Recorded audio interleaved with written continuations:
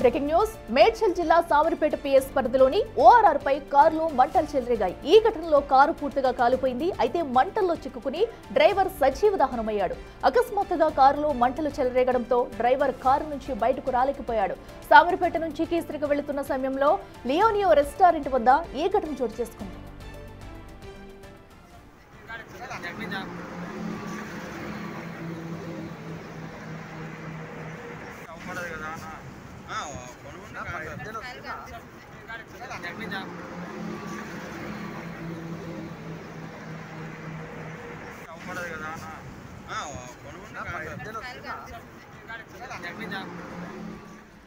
ఘటనకు సంబంధించి మరింత సమాచారం మా ప్రతినిధి సుజాత అందిస్తారు. సుజాత, చెప్పండి, అసలు కారులో ఒక్కసారిగా మంటలు రావడానికి గల కారణాలేంటి? ఆ సమయంలో కారులో ఎంతమంది ప్రయాణిస్తున్నారు? అప్డేట్స్ ఏంటి?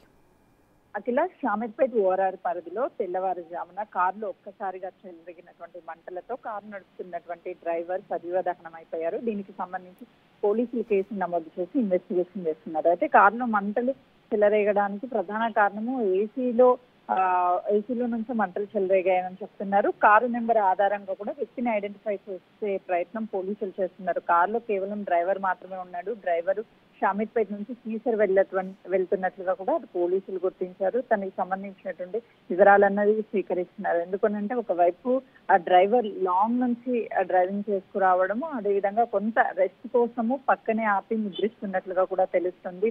కారులో నుంచి వెనుక భాగము, అదేవిధంగా ఫ్రంట్ సైడ్ నుంచి ఒకసారిగా మంటలు చెలరేగడంతో ఆ వేడికి డోర్ లాక్స్ అన్ని కూడా లాక్ అయిపోవడము, దాంతో పాటు అతను ఎంత ప్రయత్నించినప్పటికీ తను కూర్చున్నటువంటి రైట్ సైడ్ భాగం నుంచి కిందకి దిగే ప్రయత్నం చేశాడు. అప్పటికే ఆ డోర్ లాక్ అయిపోవడము, ఆ వేడికి తను బయటికి రాలేకపోయాడు.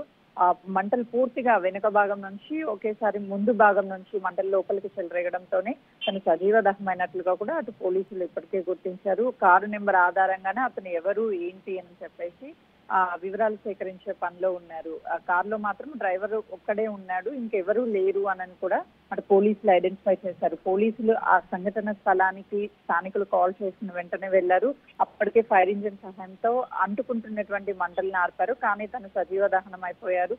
హాస్పిటల్ కి కూడా తీసుకువెళ్లి వాళ్ళ కుటుంబ సభ్యులు ఎవరు అన్న వివరాలను సేకరిస్తున్నారు. తనని ఐడెంటిఫై చేసిన తర్వాత వాళ్ళ కుటుంబ సభ్యులకు కూడా ఇన్ఫర్మేషన్ ఇచ్చే అవకాశం ఉంటుంది. దాంతో పాటు ఈ ఘటనకి సంబంధించి అంటే తరచుగా ఓఆర్ఆర్ పరిధిలో కావచ్చు, ఇలా తరచు ఏదో ఒక ప్రాంతంలో మంటలు చెలరేగడం, దాంతో పాటు మంటలు చెలరేగినప్పుడు డోర్స్ అన్ని లాక్ అయిపోవడం వల్ల ఈ ప్రమాదానికి ఎక్కువగా సజీవ దహనం అయిపోతున్నటువంటి సంఘటనలు కూడా జరుగుతున్నాయి. కాబట్టి కొంత మేరకు రాత్రి వేళ నిద్రించే టైంలో కావచ్చు, అదేవిధంగా కార్ని పార్కింగ్ చేసేటువంటి సమయాల్లో కావచ్చు ఎక్కువగా జాగ్రత్తలు తీసుకోవాలి. దాంతో పాటు కార్లను ఎక్కువగా మోడిఫై చేయడం వల్లనే, అంటే కంపెనీ నుంచి వచ్చినటువంటి కార్లని తర్వాత రీమోడిఫై చేయడం వల్ల ఆ మోడిఫై చేసినటువంటి సమయంలోనే ఈ తర్వాత చేసినటువంటి కార్లకి ఇలాంటి ప్రమాదాలు ఎక్కువగా జరుగుతూ ఉంటాయని కూడా అటు ఎక్స్పర్ట్స్ చెప్తున్నటువంటి పరిస్థితి అయితే ఉంది. అట్లా మొత్తానికి ఈ కేసుకు సంబంధించి పోలీసులు ఇన్వెస్టిగేషన్ కొనసాగుతుంది.